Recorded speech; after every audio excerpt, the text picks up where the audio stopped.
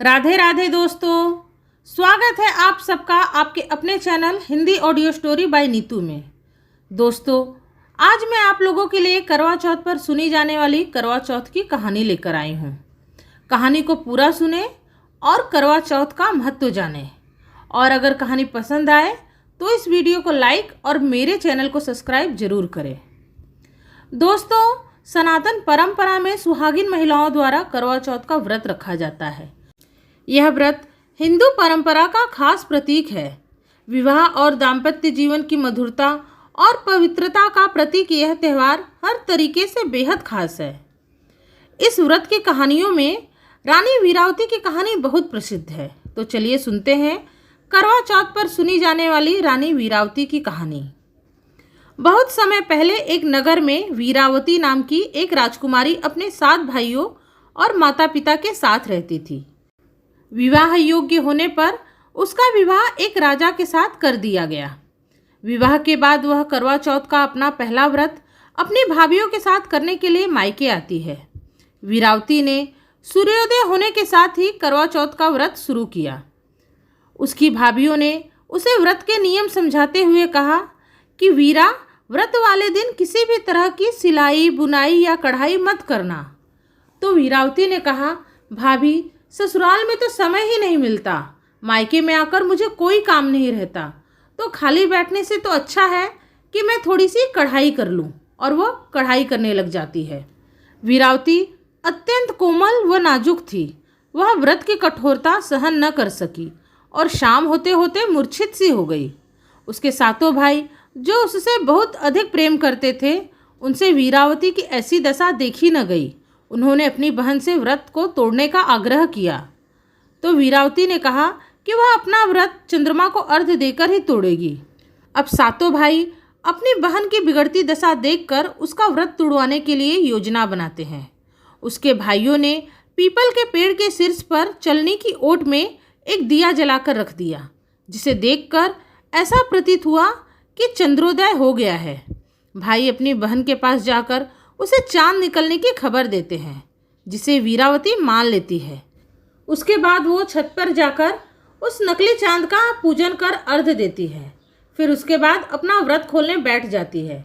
जैसे ही वीरावती अपना पहला निवाला खाने लगी तो उसे छींक आ गई। दूसरे निवाले में बाल निकल आया और जैसे ही तीसरा निवाला खाने जाती है तो उसके ससुराल से कुछ लोग आ जाते हैं और उसे उसके पति की मृत्यु की खबर देते हैं।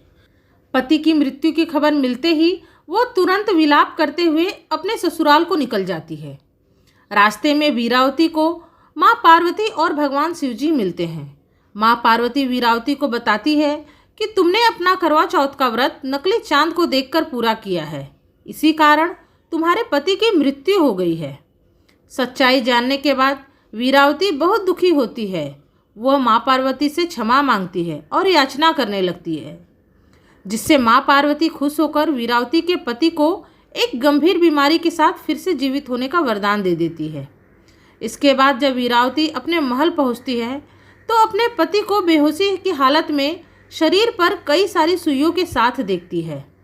वीरावती ने कढ़ाई करते समय जितनी बार सुइयाँ चलाई थी उतनी सुइयाँ उसके पति के शरीर पर चुभी हुई थी।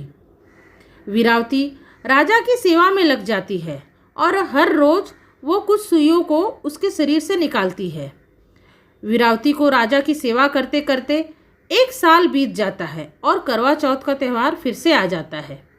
वीरावती करवा चौथ का व्रत रखने के लिए जरूरी सामान लाने के लिए बाजार जाती है।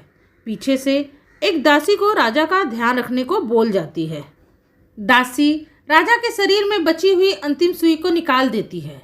सुई के निकलते ही राजा होश में आ जाता है और ठीक हो जाता है। अपने पास दासी को देखकर राजा गलती से उस दासी को रानी मान लेता है और वीरावती को दासी बना देता है। राजा के ऐसे व्यवहार के बाद भी रानी वीरावती पूरी निष्ठा और विधि विधान से करवा चौथ का व्रत करती है।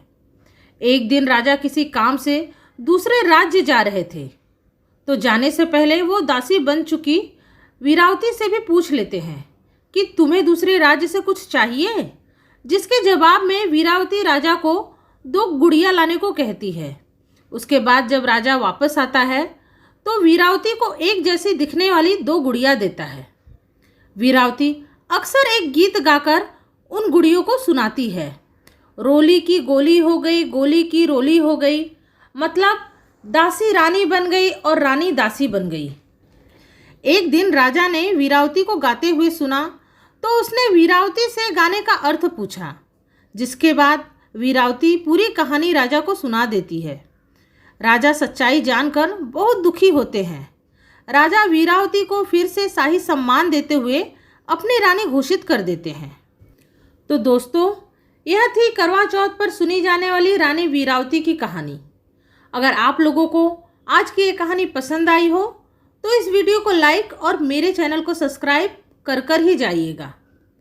जिस तरह माँ पार्वती के आशीर्वाद और रानी वीरावती की भक्ति और विश्वास से उसे अपना पति वापस मिला, उसी तरह हर स्त्री को भी अखंड सौभाग्य और सम्मान मिले।